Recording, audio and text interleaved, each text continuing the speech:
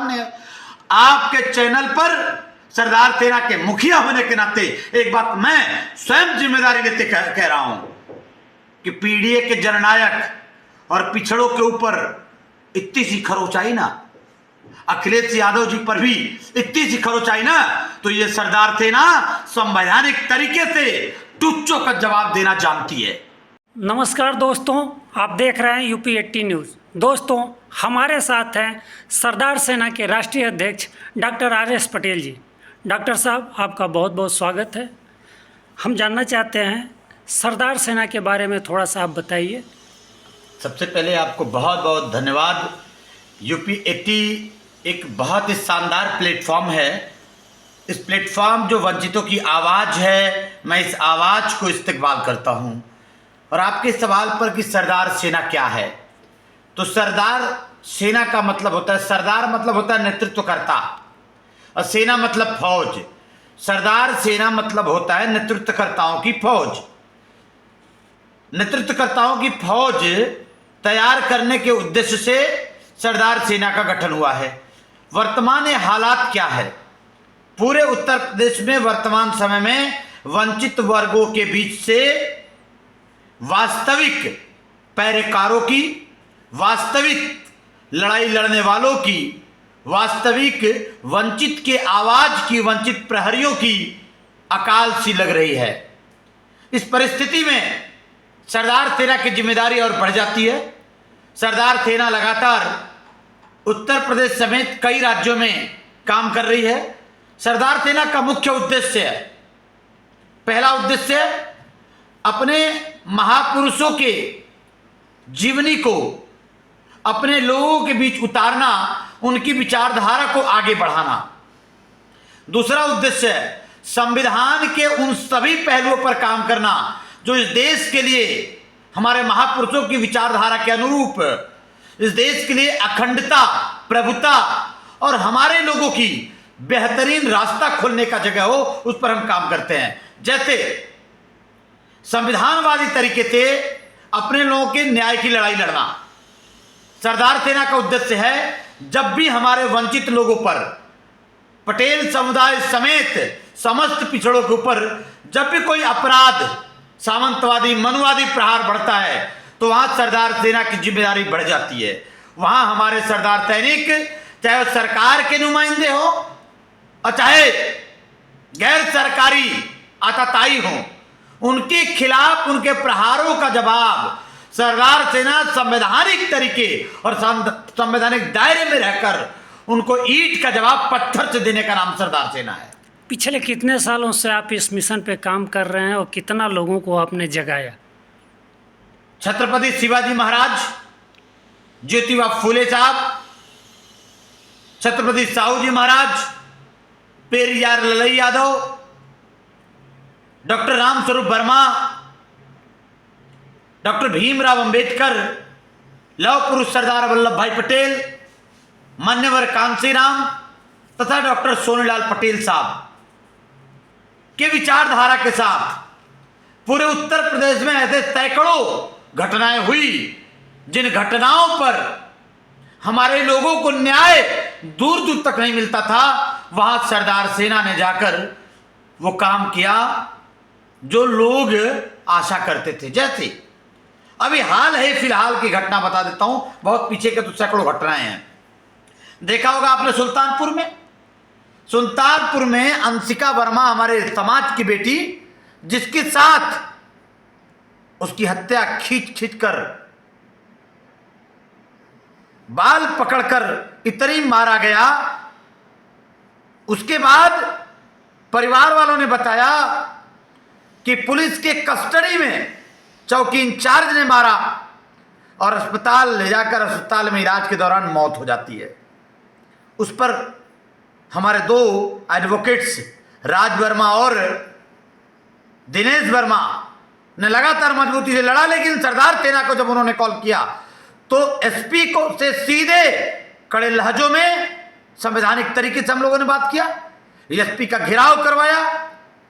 सरदार सेना के सैकड़ों लोग गांव से लेकर जिले तक पहुंचे और अंततः 4 अपराधियों की चौकी इंचार्ज के खिलाफ कार्रवाई, 4 अपराधियों को जेल भिजवाना और 3 पुलिसकर्मियों पर कार्रवाई करवाने का काम सरदार सेना के लोगों ने किया।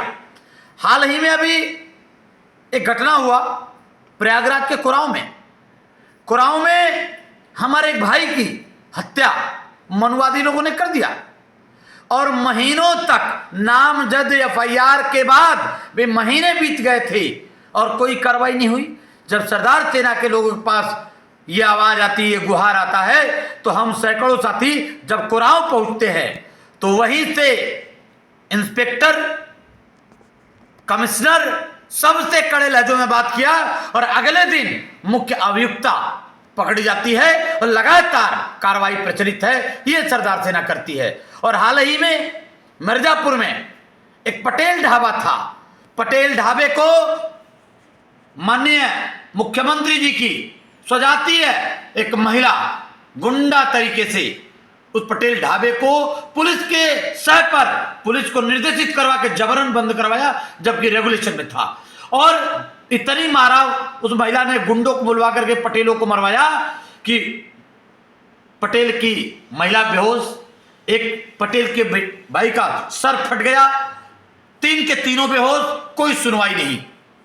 सरदार सेना के पूरी मिर्जापुर के लोग इकट्ठा हुए और फिर चाहे वो एसपी की बात हो, चाहे डीसीपी की बात हो, एडिशनल एसपी की बात हो, सीओ की बात हो, एसडीएम क्या हो, वो सारा कार्रवाई करवा करके उन सब पर कार्रवाई प्रचलित है। और हमारे सरदार सैनिकों ने जाकर पटेल ढाबा बैठकर खुलवाया। जब एसपी से बात किया गया, सीओ से बात किया गया, तो सब हक्के के बक्के थे, किसी को जवाब नहीं थी। सबने कहा कि हमारे लोगों से गलती हुई है।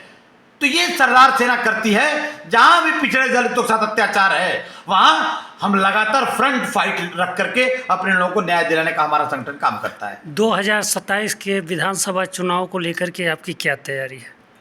उससे पहले 2026 है।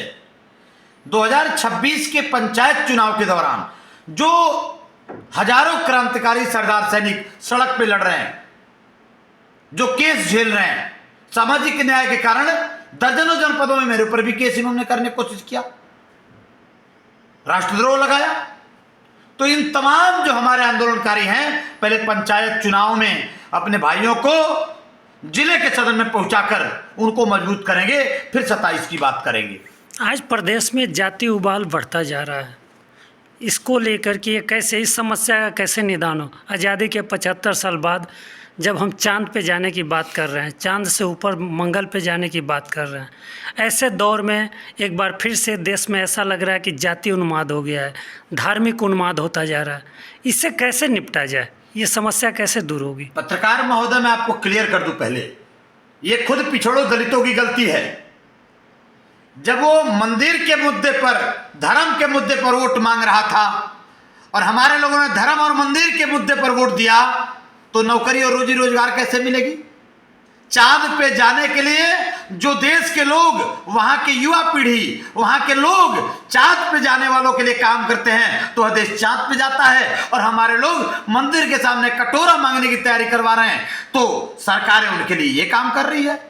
मैं तो कहता हूं ये जो वर्तमान सरकार आई है ना, ये दलितों, पिछड़ों के, खासकर पिछड़े समुदाय के तथाकथित लोगों की मूर्खता का परिचय है। आप तो स्वास्थ्य क्षेत्र से हैं और आज के डेट में एक सामान्य गरीब व्यक्ति के बच्चे को डॉक्टर बनना बहुत मुश्किल होता जा रहा है। कोचिंग की पढ़ाई बहुत महंगी हो गई। कहाँ संभव है साहब? हमारी सरकार स्कूलिंग सिस्टम पूरी तरह फेल कर चुकी है। करीब करीब 3 दर्जन से ज्यादा राजकीय पॉलिटेक्निक कॉलेज को उत्तर प्रदेश में प्राइवेटीकरण कर दिया गया, तमाम भर्ती रोक दी गई। उत्तर प्रदेश के लोग बिहार जाके माननीय नीतीश कुमार जी के नौकरी गुहार लगा रहे हैं और उत्तर प्रदेश के लोगों को जाके बिहार में नौकरी मिल रही है। तो मैंने तो वही बात पिछली कही आपको कि उत्तर प्रदेश में वोट धर्म के नाम पे देते हैं, जात के नाम पे देते हैं और मंदिर बनाने के नाम पे देते हैं, तो वो अपना उन्माद कर रहा है लोग। आपने पूछा कि उत्तर प्रदेश में जाति उन्माद चरम पर है। हाँ, मैं दावे के साथ कह सकता हूं कि वर्तमान समय की जो सिनेरियो है, बाबा की सरकार अपने स्वजातीय करने सेना को संरक्षण दे रही है। अगर संरक्षण नहीं देते तो क्या मजाल था टुच्चा सा बहसी लड़का स्ट्रीम मीडिया पे आकर बयान देता है, पीडीए के जननायक पूर्व मुख्यमंत्री अखिलेश यादव को गोली मार दूंगा जाके कहता है, और कार्रवाई नहीं होती है। और कल राणा सांगा साहब के जन्मदिवस के अवसर पर हजारों कड़ी सेना के लोग इकट्ठा होते हैं। वो झुंड जो इकट्ठा होता है वो धारदार हथियार, तलवार, बंद तलहे, शस्त्र का प्रदर्शन करता है। तो मैं तो कहता हूं कि उत्तर प्रदेश में मनुस्मृति के आधार पर जाति उन्माद की तैयारी सरकार के संरक्षण में हो रही है। और यूं ही अगर सरकार नहीं चाहती तो ये जाति उन्माद नहीं होता। मैं आपको दावे के साथ कर रहा हूं। मैं एक वानगी दे रहा हूं आपको पत्रकार महोदय। बनारस के अंदर मैं इस देश के बहुत बड़े महानायक, स्वराज की परिकल्पना के नायक, हिंदवी स्वराज के रक्षक शिवाजी महाराज की जयंती का कार्यक्रम हम लोगों ने रखा था। कुर्मी कुलगौरव, हिंदवी स्वराज के नायक छत्रपति शिवाजी महाराज की जयंती परमिशन देने के बाद योगी सरकार के प्रशासन के लोगों ने कैंसिल कर दिया। इतना बड़ा क्यों कैंसिल कर दिया? कैंसिल कर दिया इसलिए कि उनको पता लगा कि जो सरदार सेना द्वारा आयोजित शिवाजी की जयंती है वहां किसान नेता लोग भी आ रहे हैं, किसान नेता लोग अपनी बात भी रखेंगे। तो शिवाजी किसान नेता थे, किसान आएंगे अपनी बात रखेंगे। किसानों के बात से डरती है ये सरकार, और इनके एलआईयू को पता लग जाता है कि शिवाजी के जयंती पर, छत्रपति शिवाजी महाराज के जयंती पर किसान आएंगे और अपनी भाषण रखेंगे। तो छत्रपति शिवाजी महाराज की जयंती की परमिशन दी हुई परमिशन कैंसिल कर देते हो। तब तुम्हारे एलआईयू पिछड़ों के खिलाफ इतनी तेज है, किसानों के खिलाफ इतनी तेज है, लेकिन तुम्हारा एलआईयू सड़ जाता है, तुम्हारा सिस्टम बजबजा गया है। जब आगरा में बंद असलहा, खुले असलहा, धारदार असलहा और जान से पूर्व मुख्यमंत्री को मार देने की बयान होती है, तब तुम्हारा एलआईयू फेल हो गया था क्या? उनको पता नहीं था क्या कि लोग असलहे वाले लोग आ रहे?